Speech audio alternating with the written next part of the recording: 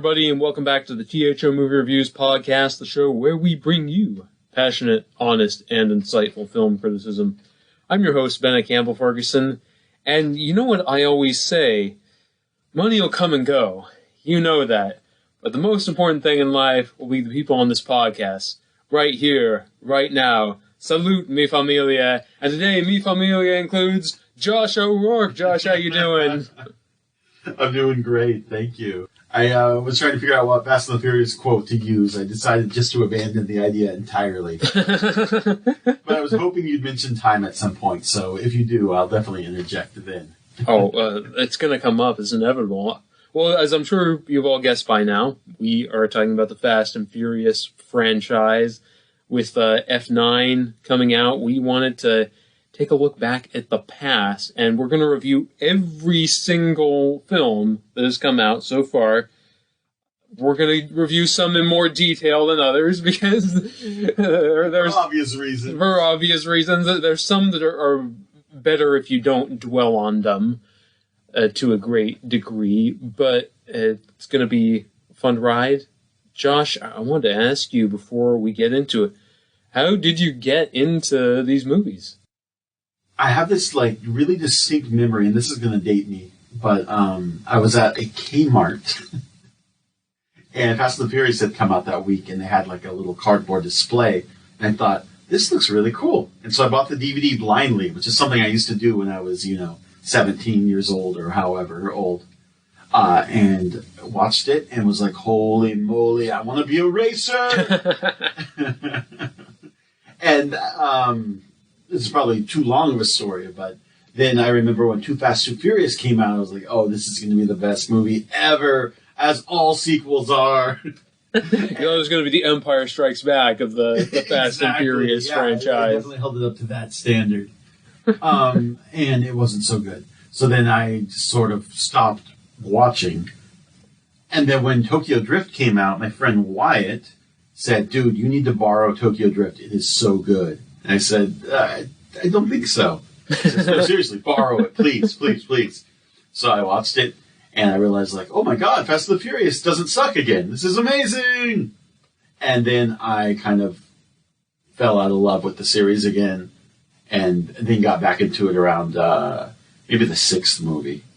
And now I've just had to catch every movie since then because they're so big and dumb, but they're still competently made, and for me, they work more than a Marvel movie. Oh, I so agree. The story is still coherent, even if it's stupid, even if it's problematic.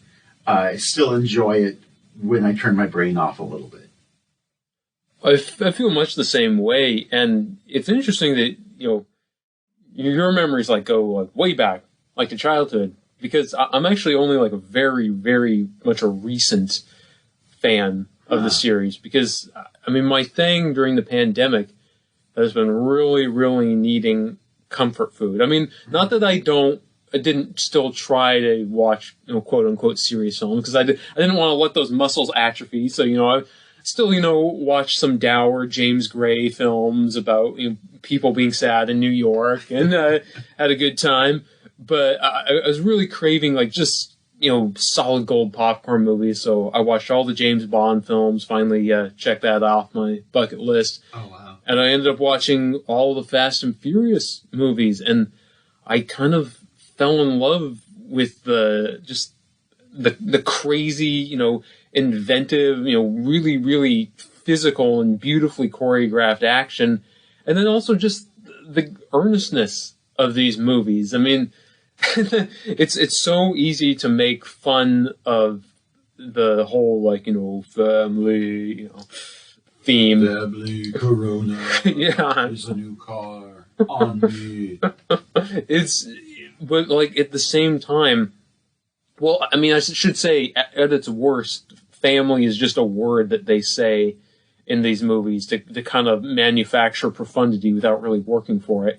But at its best, it's a really kind of, beautiful ideal of these outlaws, living outside civilized society and kind of creating this makeshift clan that's built on hard work and loyalty and just being total badasses, and there's something really, really fun about that. And I'm glad that you bring up Marvel, because I feel like, in terms of depicting, teamwork and closeness, the Fast and Furious movies kind of do that almost effortlessly, whereas Marvel, it feels like, is always straining for meaning and grasping at that, and it almost always feels like this kind of worked over thing that doesn't really feel earned. Where I feel like the Fast and the Furious movies, they almost accidentally became good.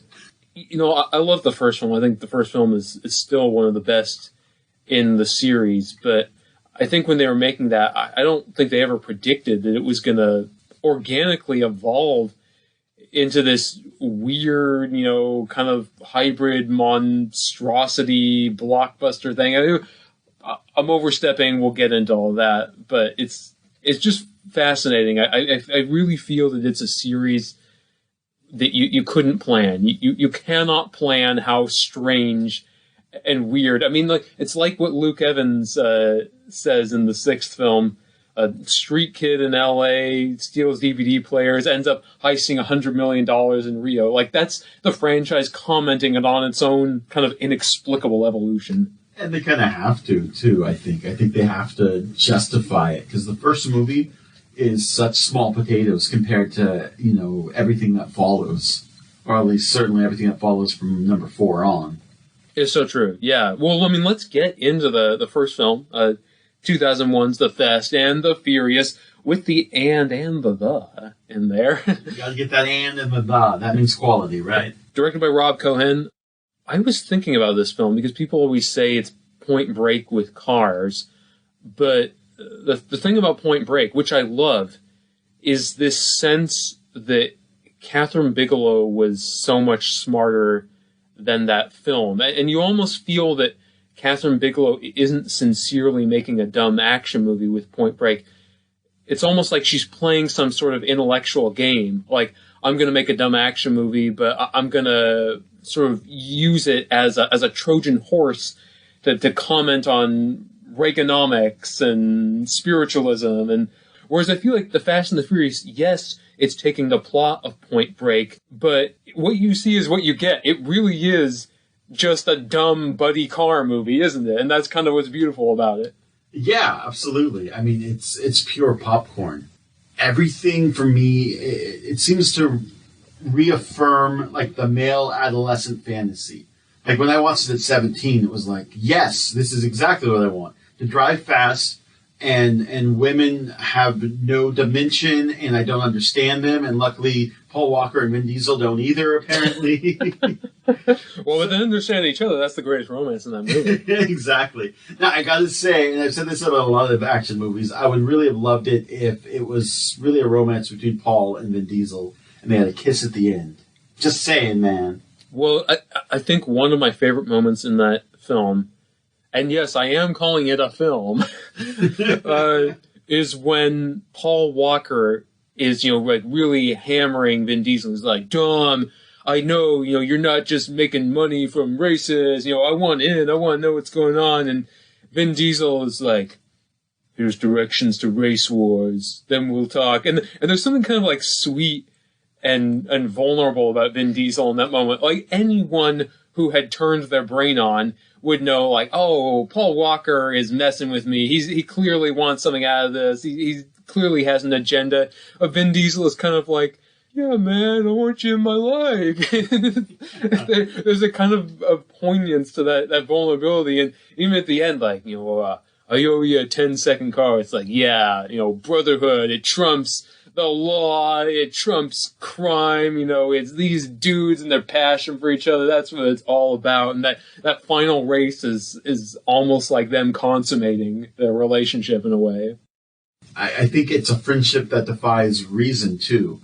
And I think maybe it's because Vin Diesel's character is kind of an interesting character in, that he's not really defined other than he's this laconic mechanic. Ooh, that has a nice alliteration. And he cares about family, and that's sort of the core of his character from the first movie on, really. Well, I mean, let me piggyback on that, because this movie taps into, I think, a kind of mythology that we're all really familiar with. And that's the mythology of the character who's a part of a system, who has a mission, who follows these rules. And they're entranced by this world that goes against everything they've been taught to believe in, but will liberate them from those rules. And you know, people always like kind of look at that, I think, in sort of a sarcastic way of like, yeah, Avatar is just dances with wolves in space. But the truth is, this is a narrative arc that is threaded through so many stories throughout history.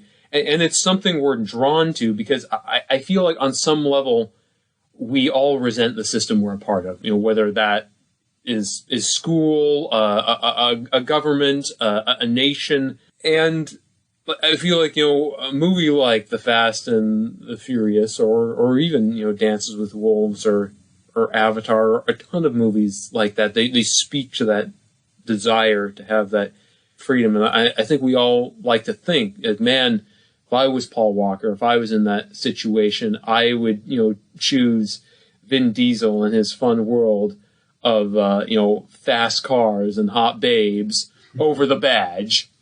And we are Paul Walker, you know, in a lot of ways. We don't live extraordinary lives the way, you know, movie characters do.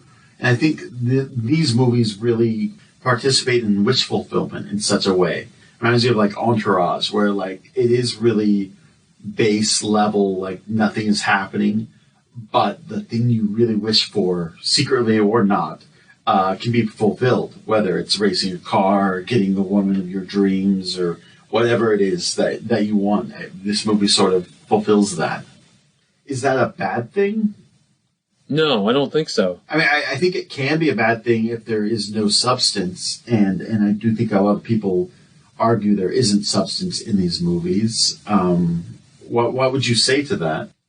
I mean, I think there's more substance in the movies than probably even the filmmakers planned for. You know, to be quite frank, I think they kind of, you know, unleashed the beast in a sense and weren't prepared for its implications, but we'll get into that.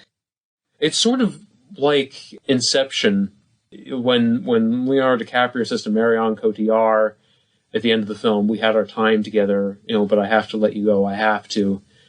And I always felt that was like sort of a profound statement about the role that movies occupy in our lives. You know, yes, at a certain point, you do have to let the dream go and you have to live in the real world. You know, you have to fully participate in life.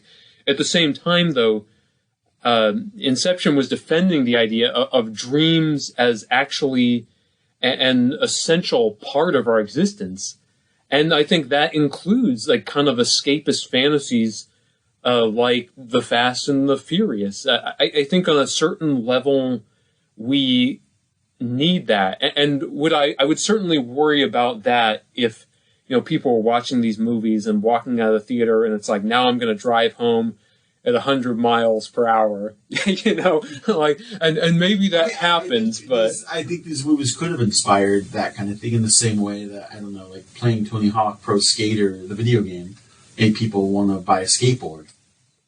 I'm not saying if you watch an action movie, you're going to shoot somebody. Right, but yeah. I do think that there is that wish fulfillment sort of coming true in a way, or where people do feel inspired to want to live in that kind of world.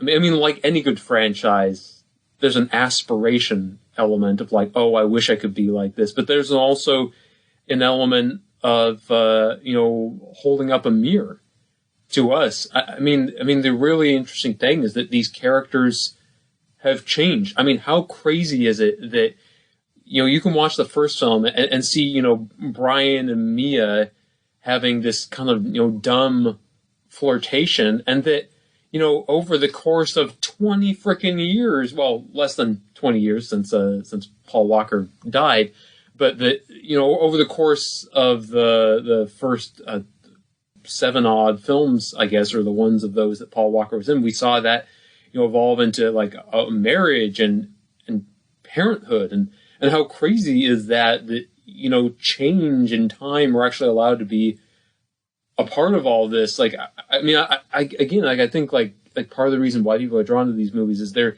seeing something of themselves, you know. And I even think that the fact that that Vin Diesel, you know, insists on saying grace at the barbecue is kind of important, because I mean these films are not religious, you know, explicitly. I mean, but I think there's a sense that, you know, it's like, well, the most important thing in these movies is a crucifix, you know, and everyone sees like Hollywood as this kind of elitist secular kingdom that, you know, like only cares about what have you. But there's a sense that like, you know, like literally everyone can enjoy these movies. Like, you know, if you're a person of faith, you can, you know, look at Dom and be like, oh, you know, the crucifix is really important. He takes his faith seriously. He was willing to like barge into a cop's apartment to get it back. And if you're not a believer, like then you can just, you know, be like, oh, you know, that's a thing. That's an interesting character thing. And there's a lot going on that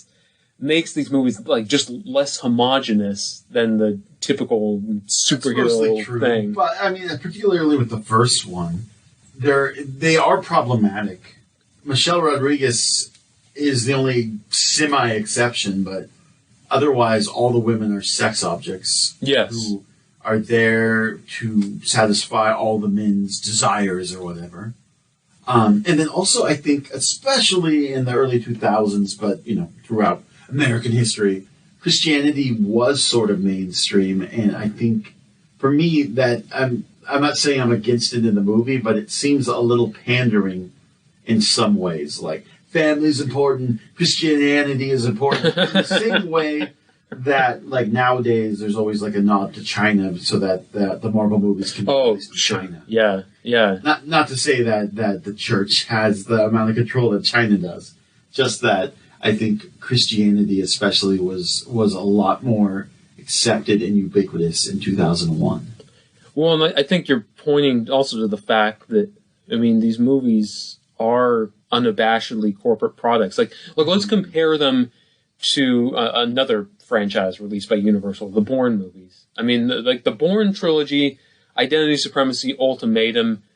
I mean, those movies, you know, walk the walk in terms of being art, you know, both in terms of, you know, crafting some of the best action scenes in the history of cinema, and also in terms of offering, you know, I think a really sincere and well worked out, you know, kind of expression of this this post 9/11 paranoia that I think so many of us had, where growing up, you know, during the time of the Iraq War, you know, at least, you know, among, you know, myself and my family and everyone I knew growing up, like the distrust was huge, you know, this kind of like fear of authority, and that we were being led down this really horrible path, and Jason Bourne was kind of an expression of that. Whereas, you know, Fast and Furious, there's really no pretense about it being high art. Like, it can almost be dumb and pandering, and to a certain extent we kind of roll with that because there's always the deflection of, oh, it's just a Fast and Furious movie.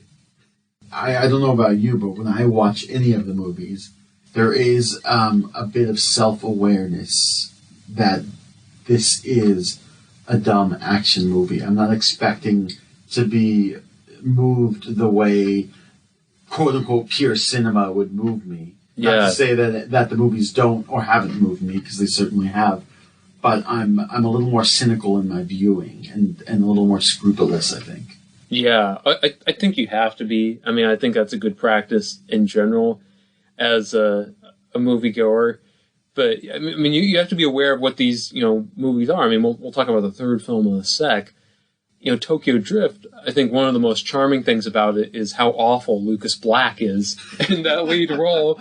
You know, my ride, you know, but at the same time, it's like, well, that cannot be the gold standard of cinema. That the way we judge a lead performance is how much do we laugh at it, you know, not with it. I remember Paul Walker's performance also being sort of shit on. Should I not say shit? Please, shit it up. Okay, I will shit it up. Oh God, but for God's sake, he looks like Kenneth Branagh next to Lucas Black. Yeah, it's weird to watch it now because I'm like, you know what? Paul Walker wasn't that bad of an actor. And that's not just nostalgia and death talking, I think. Yeah. But this is a side note. You have to watch the movie Tammy and the T-Rex, starring Paul Walker as an animatronic dinosaur. That's all I'll say. If you've seen it, you know what's up. If you haven't seen it, you owe it to yourself. I think it's on Amazon Prime for free. Well, I haven't seen it, but I will see it now that you've told me what it's about. That's great. It's a very solid, terrible movie. And it's also great to see Paul Walker, younger. He's 16, 17 years old in it. But you mentioned action earlier. I'd love to get into action a little, because I think that's sort of the thing people don't mention when they're shitting on the series, is how competent the action scenes are presented. It's so true, yeah. I'm glad you brought that up. Well, with the first film, that big chase with the truck on the highway near the end of the film, that is one of the best edited action scenes I have ever seen. The way that part is put together when Vince is kind of hanging off the side of the truck, and they keep cutting back to those close-ups inside the truck of the driver reloading the gun. They keep cutting, between, Paul trying to get, Vince off, and, what the gun in the truck. And it's just an amazingly simple but effective way of building suspense. And the action's always coherent. You get big, wide shots where you can see where the cars are in relation to each other. Some people might think I overstate this, but I don't think it can be overstated enough. For an action sequence to be exciting, you have to be able to see what's going on. It's because if you can't see what's going on, then you don't understand the stakes. If you don't understand the stakes, how can you be in suspense and be engaged? If you go all Quantum of Solace on it, it pushes the audience out. It does not draw them in. You bring up the Bourne movies, and that was sort of my problem with the second Bourne movie. I thought the action was way too jarring and handheld, and I didn't get a sense of geography of where the action was taking place. Whereas in the highway sequence, from start to finish, you know exactly where all the cars are. You know where, if anyone has crashed or their car isn't on the highway, you know where they're at. There's that building tension that you talked about. There's suspense. There's forward momentum. You're never bored. Yeah. And yet it's like a 20-minute sequence? I don't know. Yeah. Is it that long? It's pretty long, from the start where the Civics are trying to, stop the car to the moment where they get off the road, basically. Right. I would say 15, 20 minutes. And it's pretty riveting the whole time, which is really rare. And not to make this a Marvel bashing podcast, but that's my problem with the Marvel movies, is they always fall into the trap of having a 45-minute action sequence, and I don't really care about the stakes, and I don't really know what's going on exactly. And with Fast and the Furious kind of transitioning into the second film, the creatively titled Too Fast, Too Furious, released in 2003, directed by John Singleton. With action, you never really understand, what makes an action sequence good until you see it done wrong. And I had a real problem with the way John Singleton shot the action in the second film, where he has this habit of, in the middle of a scene, cutting to an extreme close-up of someone's eyes. And the extreme close-ups are so close that sometimes you can't even tell which driver you're looking at. And that was a reminder to me, with these Fast and Furious films, you got to keep it simple. Don't try any, fancy tricks. Just focus on spatial coherence, being able to see people's faces and hands, so you know who's doing what. Don't try and get artsy. It's a shame. I think John Singleton was a weird choice, because I think he's shown that he's capable of incredible action sequences and directing. I love his work. I think Four Brothers is a great example, and yet I don't know why it didn't click for Too Fast, Too Furious, other than to say maybe that movie was made more by committee. I not to say I don't completely blame John Singleton for it, but I also kind of wonder how many people had their finger in the pie. But yeah, I feel like Too Fast, Too Furious is a weird choice, where they were trying to take like the scene where Paul Walker goes to the first race, that a couple minute sequence, and turn that into the whole movie. And it's really strange because I think they could have easily gone for a fugitive plot or something where Paul Walker is trying to find Vin Diesel, and then when he does, what's he going to do or something. And I don't know the details. I suspect Triple X must have been filming, and so Vin Diesel wasn't going to do the sequel, which also explains why Rob Cohen didn't direct the sequel. Right, yeah. Well, funny thing, I heard this interview where Vin Diesel was saying, I thought the first one was going to be a classic, so I didn't want to tarnish it with the sequel. But then Justin Lin, in another interview, he was like, Vin had a huge falling out with the franchise back then, so it's like, maybe there's more than meets the eye. I mean, I think there's a lot more than meets the eye with Vin Diesel. Not to jump ahead, but his stuff with The Rock. Oh, yeah, I suspect if you're at a caliber that an actor like Vin Diesel is at, there are a lot of stakes, and he's very unwilling to change. I think so. I mean, I think he knows that the Fast and the Furious movies are the only reason he has a career, and I think he's kind of clinging on to that for dear life. Frankly, it's kind of a shame too, because I think the Pitch Black series could have gone somewhere. I enjoyed the first Triple X to death. I think it's a really great, stupid James Bond movie. And I think it's pretty competently made. So I would have liked to have seen him branch out more, because I think we should get into that a little bit more, even though maybe it's jumping the gun. But I feel like Vin Diesel has Tom Cruised himself in the sense that he's only making one type of movie, and it's a Vin Diesel movie, where Vin Diesel's range is exactly the size of a teaspoon. He is capable of more, because he is a good actor. And I think that he should have honestly probably patterned his career on Bruce Willis. I think there's something super ingenious about the fact that Bruce Willis is willing to kind of put himself at odds with a movie where it's I can, be a guest star on Friends or be in a Wes Anderson movie, and I can still be Bruce Willis, but the joke can be that my kind of, natural style as an actor is sort of clashing, with this world where I don't quite make sense, but that's why it's funny. I think if Vin Diesel showed up in a Wes Anderson movie like that, I think that would be hysterical. Vin Diesel in a Jason Reitman movie or something, you can just see the potential. A movie where he's an actual character. He's not just this embodiment of man. Like I said, Tom Cruise himself, and I don't know if that's a fair assessment. Maybe he's rocked himself. Because The Rock, I think, has a similar trajectory, which is he only is this character, and the only difference is his muscles are slightly bigger sometimes. Yeah. We should move on to Tokyo Drift, but before we do, trivia question for you, Josh. Uh-oh. Too Fast, Too Furious has a connection to Batman Begins and The Mandalorian. Do you know what it is?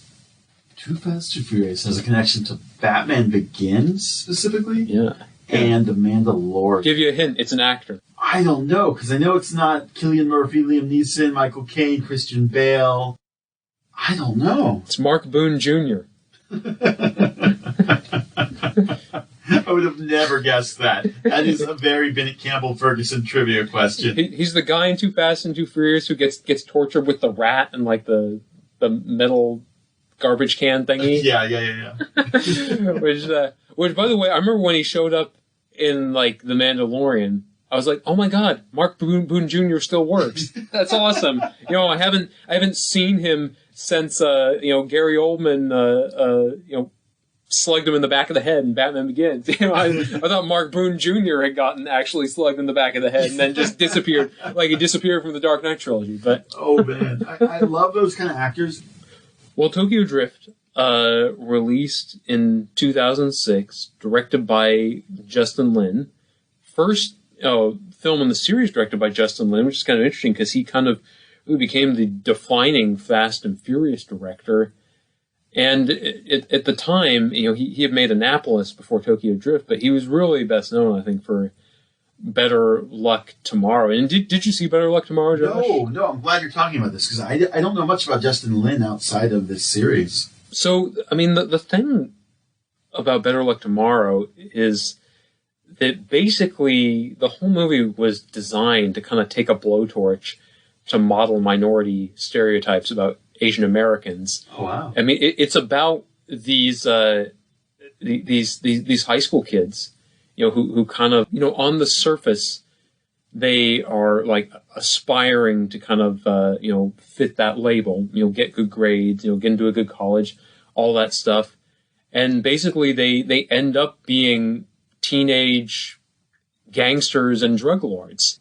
It's a really kind of fascinating movie about these kids, these Asian American boys, like feeling emasculated and needing to kind of aspire to something that makes them feel mythic and strong. But in aspiring to that, they end up destroying themselves and each other. And it's a really kind of slick, in-your-face, tragic film. And it has like a level of, I think, intelligence that Justin Lin's Fast and Furious films don't have, because Better Luck Tomorrow is very much a deconstruction of fantasy, and Lin's Fast and Furious films are all about embracing fantasy, but at the same time, there's a lot of direct connections, between those films, and in a lot of ways, thematically, they feel like a continuation, because that opening credits sequence of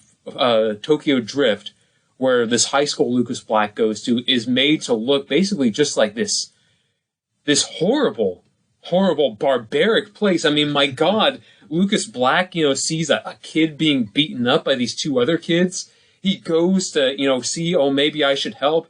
And then he's like, never mind, I'm just going to let them beat him up. It just, like, this kind of image of high school as hell. And then, Lucas Black goes to Tokyo, which, feels like a death sentence to him at first, but it eventually becomes his escape. It definitely feels like of a piece with Better Luck Tomorrow. And then, of course, there's the even more direction, which is that Han, played by Sung Kang, was a character in Better Luck Tomorrow. And then in Tokyo Drift, becomes not only a huge character in the Fast and Furious franchise, same actor playing the same character, and, he goes on to honestly be more popular than Vin Diesel, which is amazing, really. Arguably, Hashtag yes. Justice for Han. We'll get into that. Yeah. I think he's the most compelling part of the movie, and I wish we would have seen him more in that movie. Yeah. Because then he dies, and you're like, wait, that was the best part. I loved the sort of friendship, brotherhood, camaraderie that they had, in the same way that the first movie really has that. Yeah. Aspect. Wait, in the way Lucas Black is Paul Walker and Han is Vin Diesel. Yeah. Now, I would have loved it if maybe it wasn't a white guy that was the main character. How refreshing. Yeah. Well, actually, Sung Kang read for Lucas Black's character, and my God, if he had been the lead in a movie, better. That would have been the shit. Way better. I think it's telling we haven't seen Lucas Black since, though I've heard a rumor he's going to be in this new one. He is in F9. Yeah. So let's hope he took some acting lessons and some accent lessons. It's funny that Entertainment Weekly's been doing this series of interviews with actors to kind of commemorate each of the movies, and they did one with Lucas Black about Tokyo Drift. And he says, I learned how to drift, on a go-kart in the backwoods of Alabama.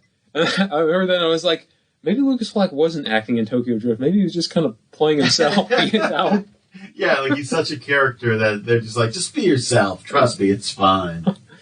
You look at Tokyo Drift and you see Justin Lin as an indie guy going into this franchise world, and you have to think that, he is, trying to kind of fight against the machine a little bit, trying to slip in, the things that are personal to him, because that Universal said you have to cast a white male in the lead role. I mean, I'm sure, that was an ultimatum, but you can see, Justin Lin being like, well, if I have to do that, I'm going to make, my guy, Sung Kang, basically like the Obi-Wan of this movie, That scene where he and Sun Kang and Lucas Black are on the top of that skyscraper with the soccer field, and Sun Kang is like, I have money. It's trust and character I need around me. You know, one car for knowing what a man's made of. That's a price I can live with. And it's the most like badass thing in the movie. It's like, my God, this dude, you know, he like snacks all the time. He has amazing hair, and he's like so worldly. That's like, yeah, I'll let some dude wreck my car so I can know if he's a man. It's just so amazing. The most because it justifies the stupidity of like, oh, don't worry about that car at all. It's totally fine. Because the whole time I'm thinking like, how's he going to afford to pay back that car? And talking of cars, my God, I think as much as I love, you know, the action from the first film, I think in Tokyo Drift, this is where the action is kind of entering this almost like rarefied realm of where action is almost just like true movie magic. I mean, you look at the chase in the middle where it's the Drift King chasing Lucas Black, who's basically not chasing Han, but is right behind Han. And I noticed the editors, they keep cutting in a rhythm. They always cut, you know, from Han to Lucas Black to the Drift King. It's pretty much always in that order. So there's this kind of pattern that kind of like sustain you through the chaos. And then, my God, getting into the final sequence, there are these amazing shots where Lucas Black is racing down this mountain road, and you see these close-ups of the wheel of his car like hanging over the cliff. You feel like you're about to tumble off the cliff. I mean, it's so visceral. Yeah, they're so well shot. I'll say my one nitpick with the whole movie, not one, but one of the nitpicks I have is I don't love the stakes of the final battle. It feels really weird when Lucas Black wins and then he's just like, you can go now, the end. The stakes seem like silly almost. I don't know how to explain it. Well, let me put it this way. In better luck tomorrow, if this happened, he would win, and then the Yakuza would be like, you know, what? You thought just winning a race would square you? You're dead. You know, like... That's fair. Maybe that's the issue I had was, like, the uncle character is set up to be this, like, pure bad guy, and then he's like, you've earned my respect. Yeah. You can race DK and win. Like, yeah, it's like, I don't think it works like that. Yeah, maybe that's what it was that bugged me, yeah. I do want to say one more thing, not to obsess over this too much, but the shots of the wheel hanging over the cliff, I was like, where have I seen that before? And I was like, aha, North by Northwest. The chase where Cary Grant is drunk and is just driving all over the road. Yeah. And it's like, you know, I don't know if Justin Lin was specifically paying homage or if that's just a coincidence, but either way, the fact that he did something the way Hitchcock did it, you know, signaled to me that, like, you know, he took action seriously and was committed to doing it artfully. And you probably can't believe this, Josh. I'm going to say something negative about Christopher Nolan. Unbelievable. This has never happened. So I love Tenet. In fact, Tenet was my favorite movie of last year. It wasn't because of the action, actually. I mean, I like the action. I think it's really good, but I did think at times the action felt a little bit too planned out, a little bit too controlled, you know, a little bit too much to the point where you picture, you know, Christopher Nolan, you know, sitting in a study like, yes, and now the car will flip over and it will be very elegant and cool. Where I feel like with the way Justin Lin directs action, it's always really well planned out. You can always tell what's going on, but it feels like fucking wild and out of control, and like anyone could be like crushed to death at any moment. Oh, absolutely. There's an element of chaos for sure. Like the scene on the streets where there's that giant crowd of traffic. Yeah. And the car drifts through, barely making it past all these people. Yeah. Like, that is such a great, like, hold your breath moment. And like you said, it lacks control. You feel like anything could happen. Yeah. Well, and that's, you know, I keep thinking about, like why do I like the action of these movies so much? Why? And I realized that because it's all about physicality. Because even a car is a physical body. basically. And there are action scenes that are about human bodies and what the human body can do as well, especially coming up in Fast 5. But that scene, like you're saying, with the car, drifting in this massive crowd, the crowd is so huge and there's so many people and the geography of the scene is so well established that you're like, my God, like all these people have to run out of the way of this car that is speeding so fast. You feel like not just one, but potentially like 10 people could have their skulls crushed. They get out of the way like at the last second, and there's real suspense. Immediate. It's not 20 people are going to crash in a plane. It's you have 10 seconds, so you're going to die. Yes, yeah, and in a really real way, not in a ticking time bomb kind of way. I'm loath to stop talking about Tokyo Drift because I think it's the shit. But we have to move on. The next film, also directed by Justin Lin, Fast and Furious, came out in 2009.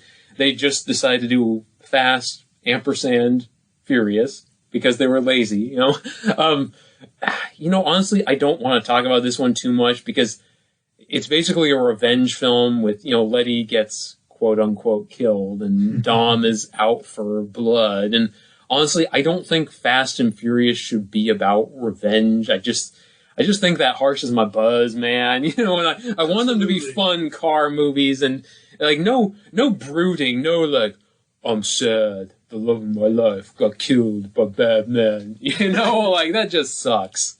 Well, I'm sensing a pattern here, which we've talked about a little bit, which is great movie and the follow-up is terrible. Yeah. And I know you have your theories about this, but I'd like to get into that over talking about the fourth movie. Please, yeah.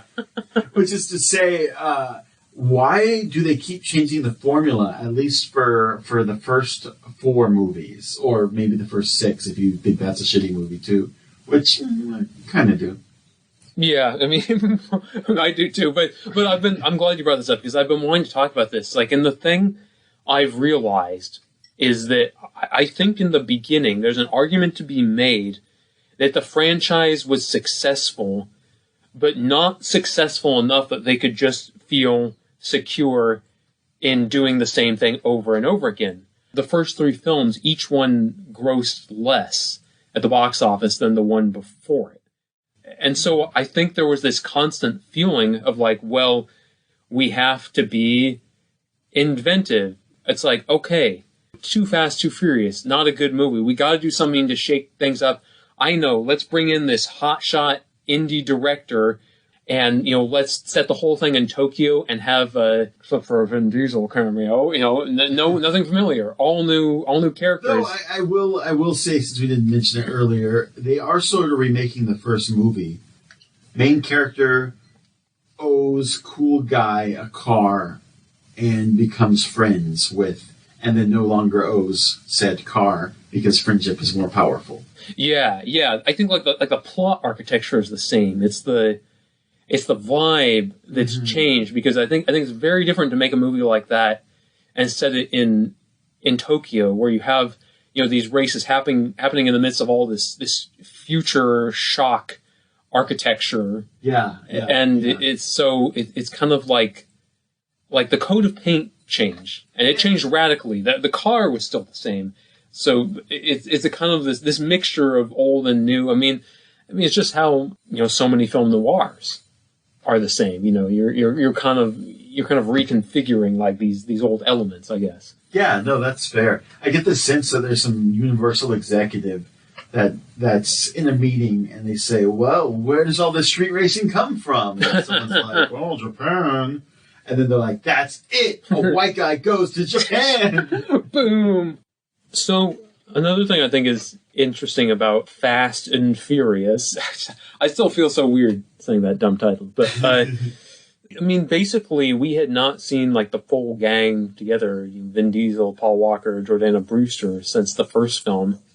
And I think that all that stuff might have lain dormant since, kind of with Too Fast, Too Furious, Tokyo Drift, like those films are almost turning it more to like an anthology series where it's like the theme is street racing, you know, like it's not the characters who are important, it's the Fast and Furious spirit. And then all of a sudden the fourth film comes around and it's like, no. It's the characters, you know, who are important. And apparently the audience agreed, because that film had a huge opening weekend. I mean, I think it had a bigger opening weekend than like J.J. Abrams' first Star Trek, which came out the same year.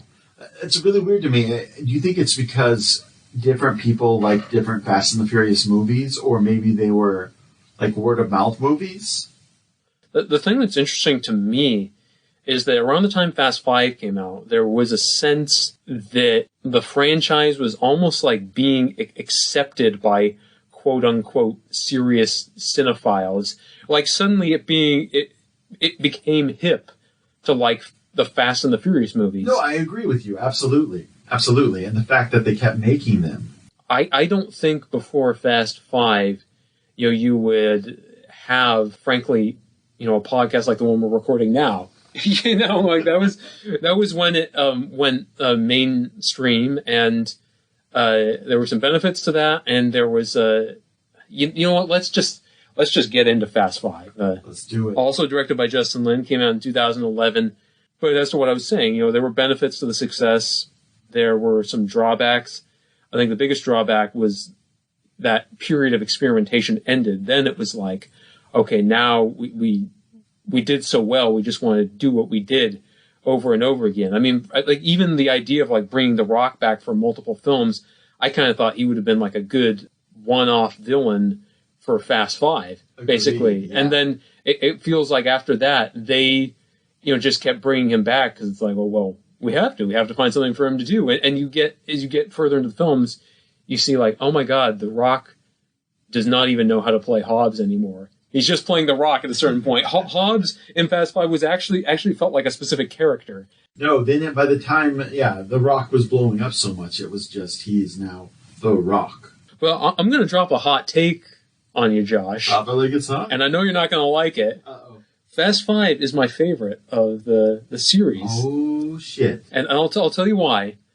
I feel like it hits this sort of sweet spot, because the franchise was not, you know, totally establishment friendly yet. We hadn't gotten to the point where basically like the team was the Avengers and Kurt Russell was Nick Fury. We didn't have magic holograms to help them with their missions yet. They were still outlaws, but Fast 5 is the first heist movie. And I think there was something about the heist movie format that worked so well for the series that, you know, it wasn't just about races. It was about kind of the camaraderie of, you know, a group of people from different walks of life, you know, getting together and making a plan and, you know, going on this journey and, you know, having fun and blowing shit up. And I feel like the amazing thing about like making it almost like the Ocean's 11 of the Fast movies was that you could have these kind of fun little side stories. It's like, oh, we're going to have Sun Kang and Gal Gadot go to the beach and get some fingerprints, and they're going to have this really sweet conversation where he, you know, kind of deduces that she was in the army. She figures out that he was a smoker, and like just these kind of, you know, fun grace notes. And we can, you know, have the scene, you know, before, you know, the big heist goes down where everyone's barbecuing it up and drinking Coronas, and, you know, Vin Diesel does his toast that's totally ridiculous and actually kind of sweet. And, you know, and then also, like, talk about action. Holy crap. The train robbery, the favela scene, like, that favela scene is just so amazingly shot. Like, those scenes where the camera's looking down at Paul Walker and Jordana Brewster running between these shanty homes, you know, and they almost look like rats in a maze or something, and it's a really incredible image. And I feel like Fast 5 was the kind of like last gasp of like real like Fast and Furious spirit, and it kind of diminishes after that. Yeah, I mean, it's not my favorite, but it's top 3. And I think this is the movie that solidified the series as like, oh, this is the shit. Let's just make this movie over and over and over again. Yeah, you're right. They kind of stopped experimenting after that. So for me, yeah, I mean, I think 1, 3, 5. That's my top 3 Fast and the Furious. Do you have that in mind? Yeah, I mean, that's exactly my top 3 as well. Like, I mean, it's almost, in a weird way, it's almost like you could cut out the others and have it be a trilogy or something. Yeah, you know? yeah, and somehow it works, somewhat at least. But having said that, 1's my favorite, followed by 3, followed by 5, whereas I think yours is the opposite. I think... Is that fair? Yeah, I think it is, because I was... it's funny, I did a big ranking on Twitter, and I was all like, hey, this is my official ranking of the series, and I did some rewatching, I thought about it, and it's like, you know what, I'm actually switching things around. Yeah, I think I'm going 5, 3, 1, and then 7 after that, and yeah, most of the others I think are pretty bad. Yeah, I mean, I feel like that's the problem with the whole series now, is everything after 5 is going to be fine, and it's going to be funny, and I'm going to listen to the How Did This Get Made podcast that dissects all the trailers and talks about the episodes with Adam Scott, and I'm going to love it, but I think there's a bit of cynicism in me, and a little wistfulness, too, that none of the movies will ever be as good as our newfangled Fast and the Furious trilogy, 1, 3, and 5. Yeah, I think so, too, and I think that one of the things I miss about the franchise is that there was a kind of formula for the early films where it's like each film was going to sort of immerse you in a place, like one particular place.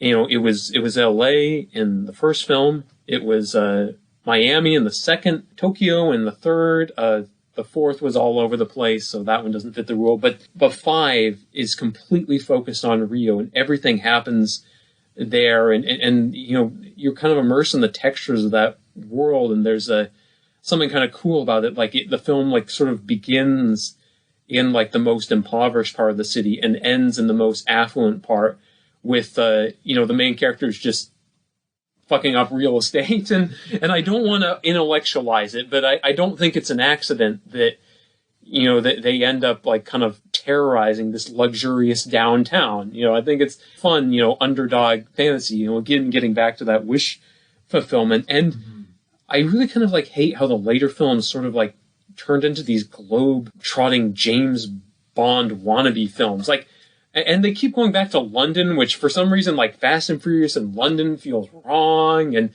I like, it's like, God damn it, I just want to see like a Fast and Furious movie again that mostly is just in one city. Yeah, no, I agree. I think they're too sprawling, and I know why they do them, because they have a budget, so why wouldn't they go film these exotic locales? Yeah. I agree. I'd like to see a Fast and the Furious movie that takes place over like 6 hours. Oh, that's a genius idea. Yeah. It would be really cool. And do it more like Speed or something, Yeah.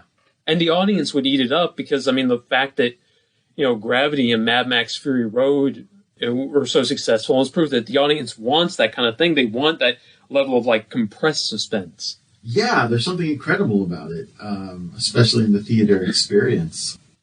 Before we move on to the 6th film, I just want to shout out a couple moments, especially a couple Rock moments. Some of his lines, like, I like dessert first. Give me the damn veggies. Like, just, okay, this is like how good those lines are. Like, I was boring my parents with my Fast and Furious fandom. They've never seen any of the movies, and I didn't have anyone to talk about them with, so I was like, like, Mom, Dad, these movies are so cool. Why haven't they watched a Fast and the Furious movie? Oh, they don't like action movies. I don't know where like my obsession with like barbaric violence came from, because I didn't get that from anybody. It's you kind of escaping their academically minded moralist. I don't know your parents that well, but I know, or at all, but I do know that they're probably too smart for these movies, and that's not an insult. Well, I get why they wouldn't want to watch something like this, I suppose.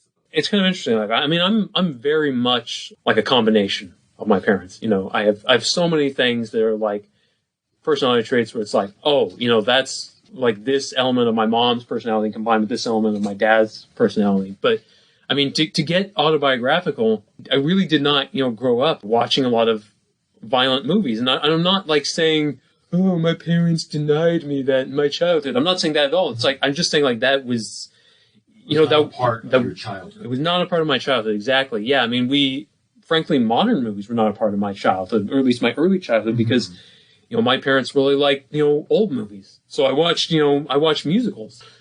But then, of course, eventually you get tempted by forbidden fruit. And so when I was in 5th grade, my best friend at the time was telling me all about Star Wars. And, Star Wars, I would just imagine what Star Wars was like, just from hearing him describe Han Solo coming back to shoot that TIE fighter at the end of the first film. And so, even before I had really, seen a real action movie, it seemed like this very seductive thing. And so that, ultimately became my rebellion. I couldn't just become a Star Wars fan. I became, a really, really, hardcore Star Wars fan who made his own Boba and Jango Fett costumes. And on top of all that, I got into superhero movies, and I was like, yeah, I want to see, Spider-Man, beat the shit out of the Green Goblin, just punch him over and over again. So it's we all have to have something, probably more than one thing. Yeah. It's our rebellion, and action movies are mine, and that continues to this day, obviously. I mean, I feel you on that for sure. I wasn't allowed to watch R-rated movies growing up. Probably until almost maybe junior high did I watch an R-rated movie. Same here. Yeah. First, but that's neither here nor there. But for me, I never watched horror movies. They terrified me. And now it's my jam. I love watching gory ass 80s schlocky movies. I love it to death, and I think it's the same reason I'm kind of rebelling against childhood in some ways. For me, some horror movies still stick with me and kind of still haunt me. And so there is that element of did I go too far into the darkness? Sure, yeah. But on the other hand, 90% of what I watch is sort of forgettable in the sense that I'm not going to think about it walking down my dark hallway at night. I think it's an issue of desensitizing yourself to that kind of thing, which is kind of interesting with action movies, because I don't watch a lot of action movies because I think so many of them are incompetently made nowadays. They can't all be Michael Bay movies. That's right, I said it. I said it. Michael Bay is wonderful. Fight me on it. My name is Bennett, Campbell, Ferguson. My email address is... Don't you mean at I am Joshua 885? Okay, guilty as charged. Yeah, I'll take followers, even if it's hate followers. Well, you see even the good action directors kind of going downhill. For heaven's sake, the Wachowskis with The Matrix, the first one, directing some of the greatest action scenes ever created. And then you get to, my God, Revolutions, and the Robo-Squids are attacking Zion, and it's so poorly edited that you feel like you're watching Robo-Squid porn or something. It's even in the Fast and Furious movies, by the time you get to the Fate of the Furious, the action is so undisciplined and so poorly put together. I remember, after I watched the Fast and the Furious, the Fate of the Furious, I was like, this is the Die Another Day of Fast and Furious movies, because it even has an icy climax. So what I'm hearing is that the one after that is going to be the best movie ever. Of course. Yeah, that's the rule. That is the rule, the Star Trek rule. So, the reverse Star Trek rule. Okay, I shouldn't be going on this tangent, because we still have a couple more Fast and Furious movies to get through. But I feel like, originally the Star Trek rule was the even number movies are good. But I feel like now there's no rule, because, Star Trek 2009 was great. And that was an odd numbered film because it was either the first or the 11th, depending on how you count. But then you get, Into Darkness. Okay, that's an even number one, and it's not the best. So that would seem to be going the rule. But then you get to Beyond, and also directed by Justin Lin, incidentally. And it's just kind of meh. So now I'm like, the thing is, we're in the Wild West now. There are no rules. There are no rules. It's going to be the worst movie ever. I will say, I think that action movies are in an era that music sort of is too. And this is going to be my jaded old person hat that I put on. But I feel like it's sort of like with music, everything is auto-tuned even just a little bit, and it takes out some of the soul of it. I'm not saying everything has to be done analog or whatever, but I am saying that some of the best action movies came out in the 70s, 80s, and 90s and are super competent. Not to say that other action movies haven't come out as well, but it seems like there's something missing, and I wonder if technology and budget/time issues have a lot to do with it now. I mean, you look at, Fury Road, and I think part of the reason the action is so good is like they were out in the middle of the fucking desert. They were kind of, fighting for their lives out there, and it was like they weren't fighting for their lives, but there was real grit and struggle in making those action scenes, and they had to be really hardcore. They were behind schedule. Like I think, the combination of the messiness of how that movie was made, and then combined with the discipline of the editing, really made a masterpiece. And also, Miller captured some incredible stuff, and it wasn't all just extreme close-ups. There was really a sense of location and geography the whole time, and he constantly showed you that. There's that kind of cliched joke of how many cuts does it take to make it look like Liam Neeson can leap over a fence? You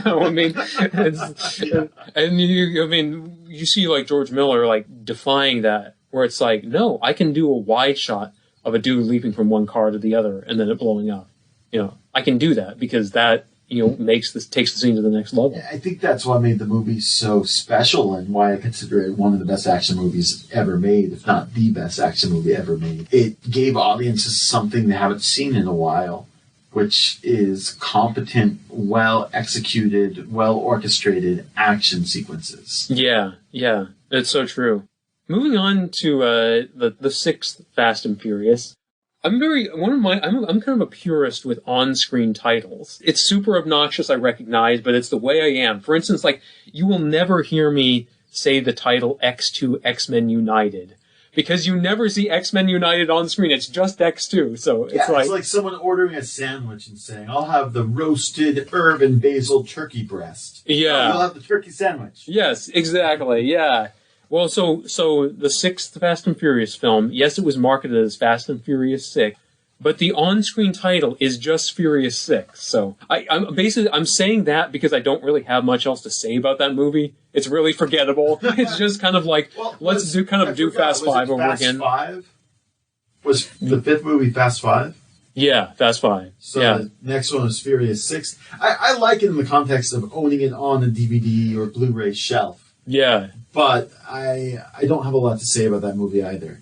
I don't want to say it's forgettable. It's just not compelling the way the fifth one is. Yeah, and also too, this is the first movie in the series. Well, okay, it's I guess in like in the second one, Paul Walker and Tyrese were kind of working for the man, but they still felt like rebels.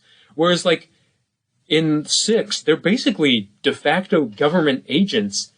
And it's just a drag, it turns into some like Will Smith cop movie. Yeah, it's like I want them to be like modern day Robin Hood characters. I want them to be the merry men and the very few women they into the club, which I'm glad they've admitted more as time went on. It's funny to me that like Natalie Emmanuel actually has a better role in Fast and Furious than Game of Thrones, which tells you a lot about Game of Thrones. But yeah, that's fair.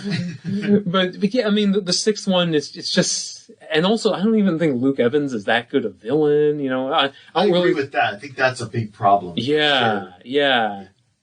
Why is the movie a failure, though, if you were to sum it all up? It's a failure because it doesn't feel like anything matters. Like, yeah, Han and Giselle die, but that's really just to kind of set up Tokyo Drift, so that's really foreordained. And then the conclusion is, like, what? They save the world so they're allowed to go back to the house they had in the first film? Like, and also we didn't really care or know about that house until this moment. Yeah, it's exactly. Nostalgia. It's assumed you're going to like everything that happened, so it doesn't need to justify it. This was the last one Justin Lin had directed until F9. This was his fourth Fast and Furious film. I think he was burned out. I think you can see that in the action sequences. They're not as inspired. They're not as well crafted.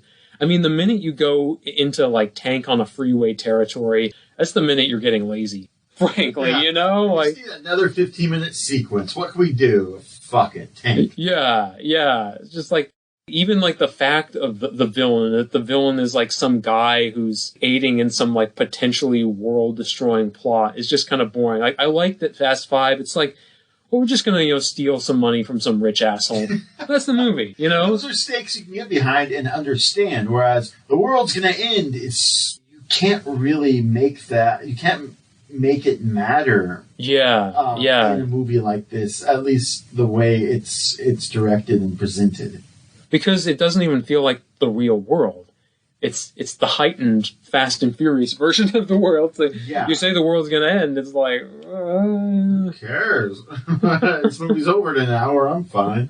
I will say though, I do like the opening credits sequence where they recap the previous films, and they have that song, this moment we own it. Yeah, no, it sets you into the universe. It's like reminding you. Remember, these movies are cool. Yeah. Moving on to Furious 7. James Wan took over as director. He's most famous, obviously, for Aquaman and Saw and The Conjuring and Insidious. And that film came out in 2015. Of course, the big story was Paul Walker died in the middle of filming, so they kind of had to cobble together closure for that character. This film does a lot of things that I hate. Again, the kind of Kurt Russell as Nick Fury thing, and they're basically government agents now. But I gotta say, I still kind of love the seventh one because it does so much right. Like, I think, like, after Justin Lin being burned out on the action, I think James Wan came with this really, like, wild, crazy energy. Like, I love the scene with, like, the cars parachuting out of the plane. Like, that's just, like, amazingly dumb and delightful. And then the fight in the skyscraper, I think was it in Dubai? Like, that was like kind of like a fun James Bond scene, like in a good way. Like, I sort of like oh, Vin Diesel's gonna put on a nice suit and Michelle Rodriguez is wearing a fancy dress. Like, it was kind of fun to see like the Fast and Furious crew all dressed up. And I like that it's like smaller. It's not, we're gonna get dressed up and they go to this other country and they go directly back to this other country. Yeah. They sort of did, but it felt like a smaller moment. Yeah, it did. Yeah. But it still had the grandeur and the epic scope of like you said, a James Bond scene. Totally. I remember James Wan saying that had Paul Walker not died, we would have ended this movie with like, teasing sequels and stuff. But instead, like Walker dying, it kind of like forced them to sort of like acknowledge mortality in a way, because you have to like end with this commemorating him. And I think they did that really beautifully, like hearing about the movie and hearing about people getting, choked up like, oh, that was really Paul Walker. I was kind of like, yeah, whatever. Losers. And god damn it, when a long time. Yeah. And god damn it, I got choked up. I still get choked up watching that. I mean, there's something kind of poignant about, you'll always be with me.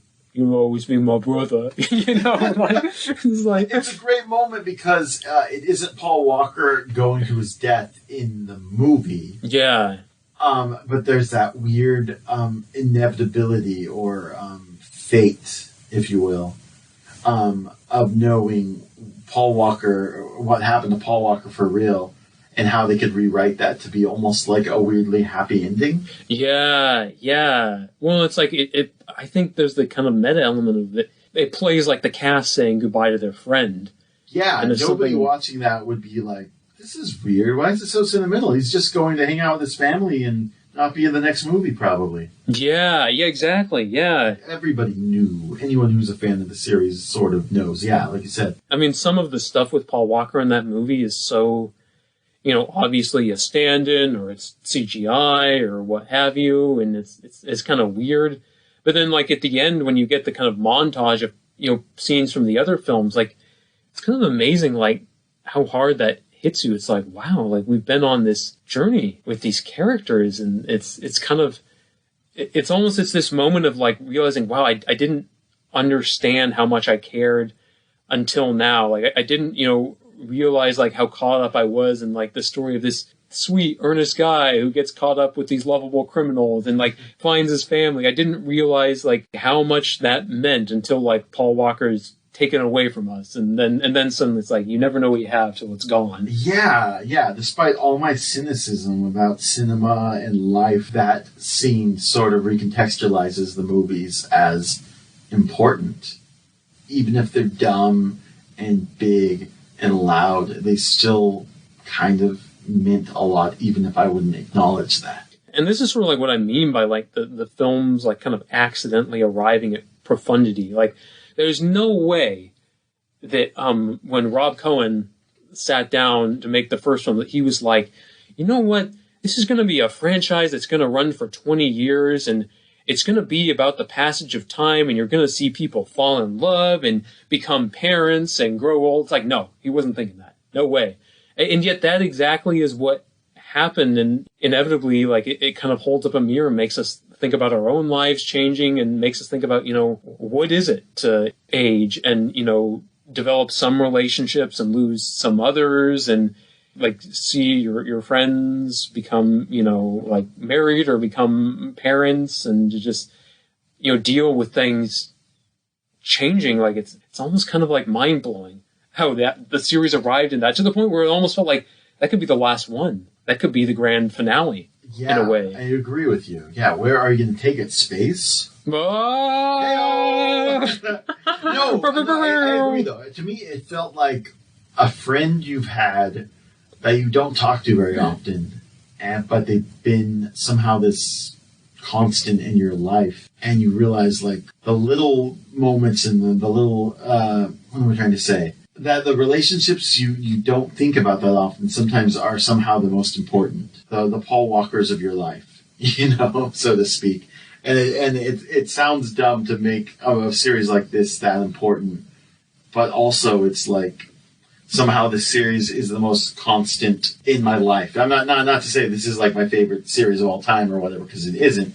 But every few years another movie comes out, and it's like some weird constant, even if I know it's more like maybe like a crazy uncle that I don't always like.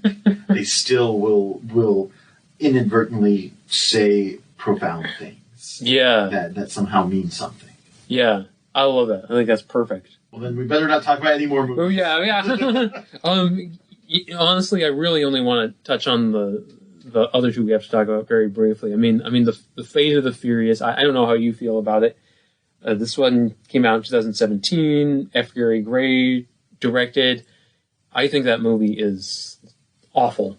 I think it's the worst of them all. I don't think Charlize Theron was a good villain. I think she was totally wasted in that role. I think a lot of the big actors were just not utilized properly. Yeah. I mean, I feel like, too, like, the minute you go to the territory of, like, Dom betrays the team because he has a long-lost child. It's like, that's when you're running out of ideas. That's soap opera shit. Yeah. There. Yeah. No, they really should have waited. It felt to me like another series in like the Madden video game franchise, which is like, okay, it's another year, so you have to put out a new version, and nothing has really changed. So it can only get worse. I recognize it's kind of a dumb thing to obsess over, but I have the hugest crush on Elsa Pataky. But also, I genuinely like her character. I liked her in Fast 5. I love that she got to, you know, show up and kick some ass in Furious 7, albeit all too briefly. It is so depressing to, like, see her reduced to her role in the franchise as being the mother of Dom's child and then getting totally unceremoniously killed. Mm-hmm. It's like, wow, like, if it's possible, I think that movie respected her even less than it did Han. You know? Yeah. No, that's the problem, is they sort of made these characters disposable, like a lot of superhero, both comics and movies, and that ultimately you can always just bring them back. Nobody dies in this series. Yeah. And also, in a way, this one became the superhero movie. Well, it's the most superhero-y yet. Yeah. I mean, because, like, Furious 7, even though you have like all these gadgets and that stupid God's Eye thing, which was one of the dumbest MacGuffins I could possibly think of. You know, still, like, there was a grittiness to Fury 7 where it's like, you know, well, we're not doing this to save the world, we're doing it to avenge our buddy.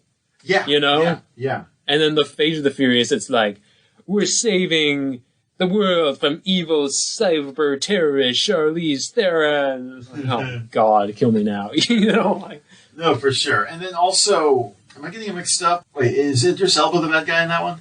well, that was Hobbs and Shaw. Oh, shit, that's right. Oh, man. Oh, we got to get into that. Sorry. Yeah. But yeah, I think Hobbs and Shaw is the natural progression of turning it truly into a Marvel movie. I know they tried to make it a buddy comedy, but I think they could have made it so much more of a buddy comedy. They get stranded on an island and they hate each other, and despite that, they have to work to team up. They just sort of have like punchy dialogue together. And I'm sorry, I don't mean to jump ahead. No. I mean, I think we should. I mean, so you got the full title, Fast and Furious Presents Hobbs and Shaw. It comes out in 2019. It's directed by David Leitch, famous for Deadpool 2 and Atomic Blonde. Oh, and also he was the uncredited co-director on the first John Wick. You know, this is a movie where I realized that, like, the franchise was becoming Fast and Furious in name only, because this was, like, the most, like, direct kind of save the world movie, and it's so generic. Like Idris Elba is almost basically the Terminator. Yeah, at this point, yeah, he's indestructible, and he is truly a worldwide, global supervillain. And I don't like that.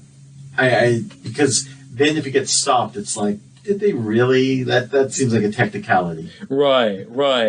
Well, also, too, like, and again, like, I hate to, like, rag on The Rock, because I think, and he was so good in Fast 5. I mean, one of the highlights of the series, frankly. But I do think, you know, eventually he just, like, kind of went from playing a character to just being, like, kind of a sort of a gung-ho, generic action figure.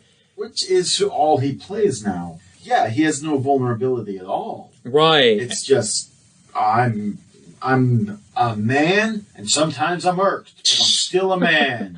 Well, and then, like, you compare that to Vin Diesel, and Vin Diesel, obviously not an actor of great range, but whatever anyone says about him, Vin Diesel actually is playing a character in the Fast and Furious movies. Like, I think he's aware that Dominic Toretto is a specific person with sort of specific mannerisms, a specific perspective on the world, and I feel that like Dom is not Vin Diesel, where I feel like The Rock, you know, his approach is like, you know, well, I'm just being The Rock.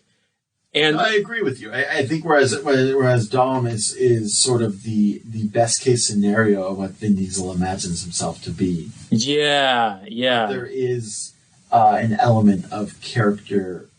I mean, you look back at Fast 5, and, you know, the Rock, you know, like, just that kind of, like, no nonsense attitude. Stay the fuck out of my way. You know, it's so good. It's like good. Like the Hobbs and Shaw is like the kind of like kid friendly version of that. Like, oh, you know, he's a nice guy with a daughter. You know. Yeah, don't make me like him. Make him more nuanced. Yeah. Although I have to say, I do like the scene with his whole family in Samoa, like, as an army, like, kind of teaming up to stop Idris Elba. That's like the corniest shit, but I like what it says. I wish they could have executed it way better, though. That's absolutely fair. Also, I love the actor who plays The Rock's brother.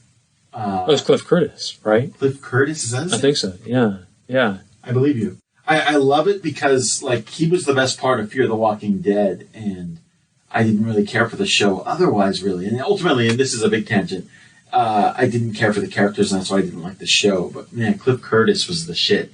To see him in something else, I was like, yes, that's actually, like, something I want to see. I want to see Cliff Curtis and The Rock, buddy comedy. They're cops in Miami, and it's not a world domination plot. Yeah. You know? Yeah. Which I guess is why that Samoa scene could work. It was a little heavy-handed / cheesy to do the like technology versus the land kind of thing. 'Cause that's like It's the Ewoks versus the Empire thing.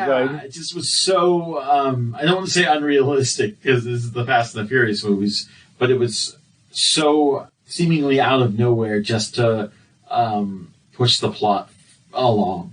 Well, I will say the one thing I liked about it is that, that movie felt like so generic. And it's like, motorcycle chase, some scenes where dudes are walking on the walls of a skyscraper. And then it's like, here's a scene where like a bunch of ordinary people just like magically make a bunch of weapons and are like, yes, we're going to stand here and chant and through family spirit, that's how we shall win. And it's just the kind of like brazen stupidity of that concept was kind of like, it's like, oh, that's kind of nice, Yeah. I wish they could have introduced it maybe where it wasn't just suddenly out of nowhere. They're in Samoa. It should have been the whole movie. The whole movie should have been in Samoa. Yeah, exactly. Like they're stuck, and Jason Statham really doesn't like it here, and the beer's no good. Let me get back to Los Angeles, brother. Sorry, I had to do my Jason Statham once. That was really good. I like that. Don't encourage this.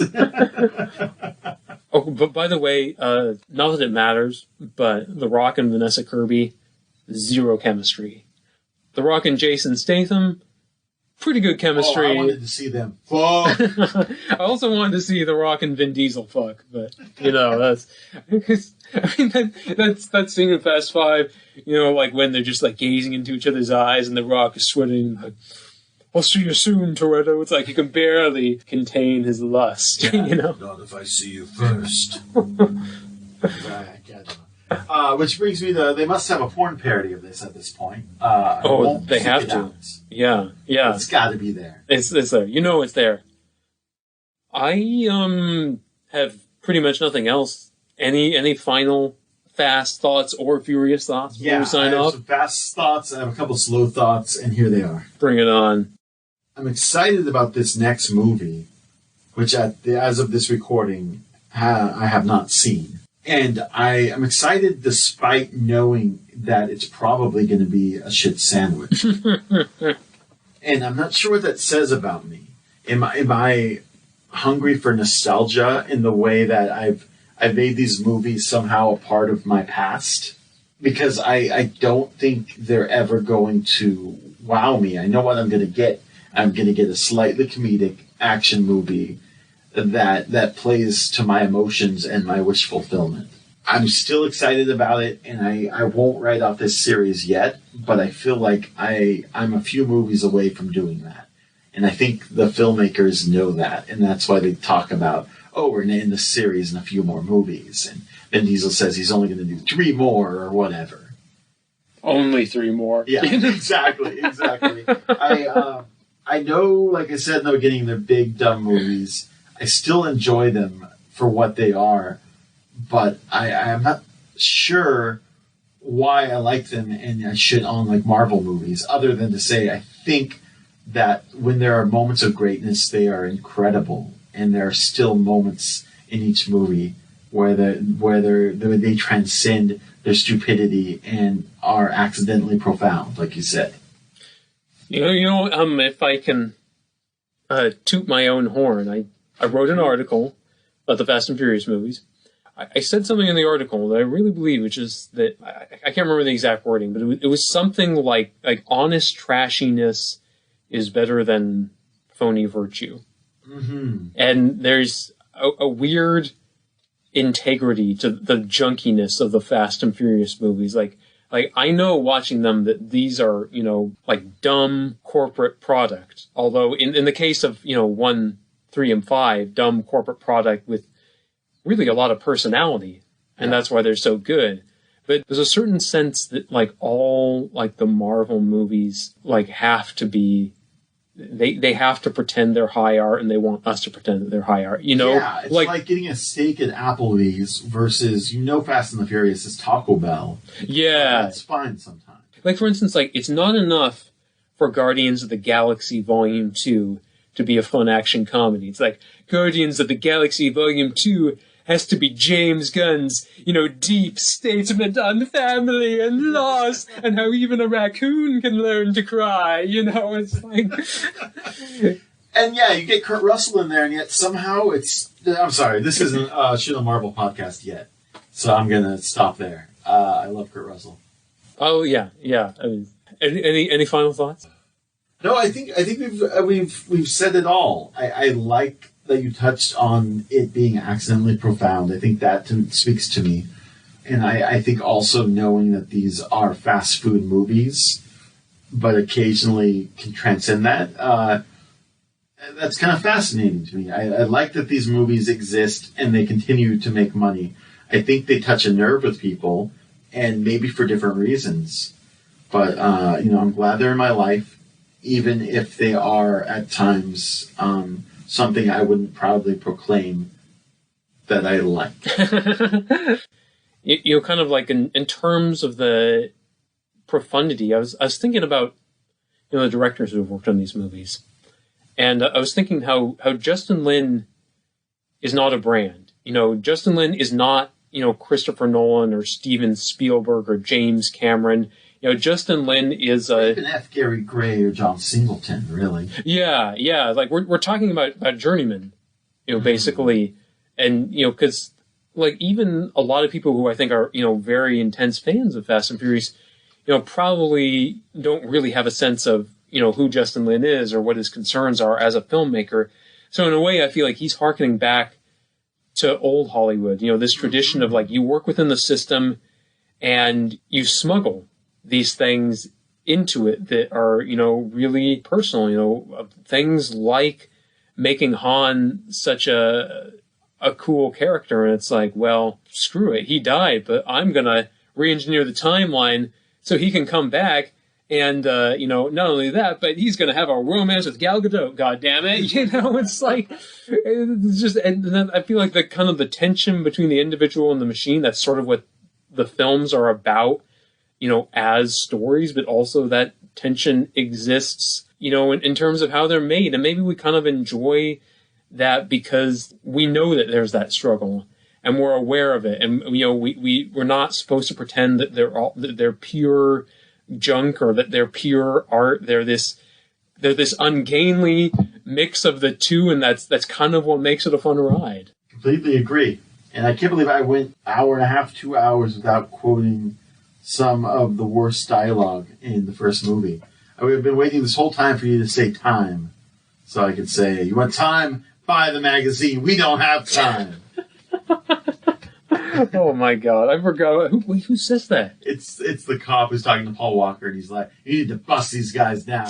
He's like, I need a few more days. I need time. Well, we're making fun of something in the first movie. Like one of the funniest things to me in that movie is when Paul Walker comes to Vin Diesel's house at the end, and Vin Diesel's like, "I'm going to be here for Jesse, the kids. Oh my God!" And then Jesse comes there and he's like, "I'm sorry, Dom. I fucked up." And then a second later, Jesse gets shot and killed, and it's like, oh, incredible! Guess he can't be there for Jesse now. Boom. I thought the same thing when I watched that a couple days ago.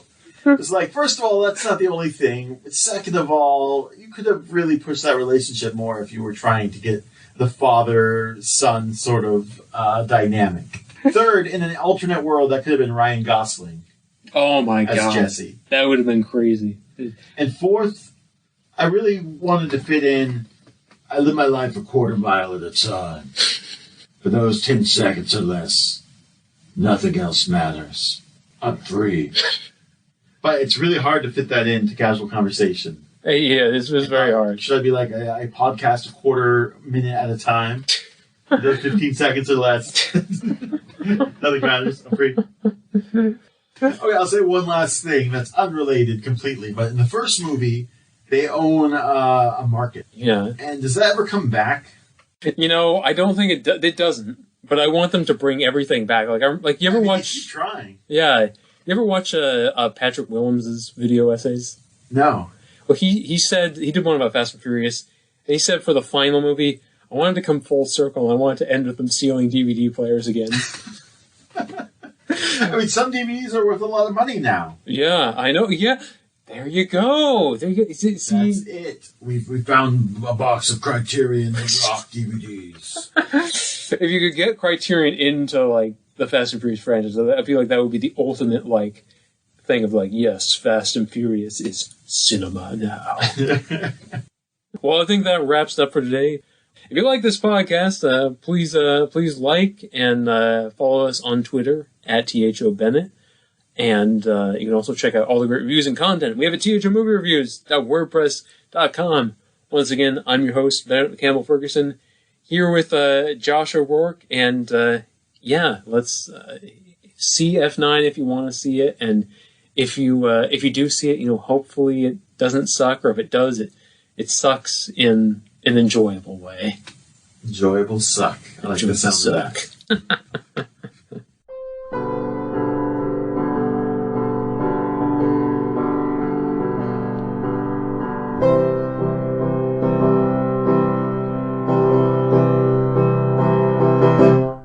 Hey, T.H.O. listeners, you didn't think we forgot F9, did you? Nope, we certainly did not. We will have a longer review devoted just to that film, featuring me and Jeff Wallace. That's coming up in a couple weeks, so see you then.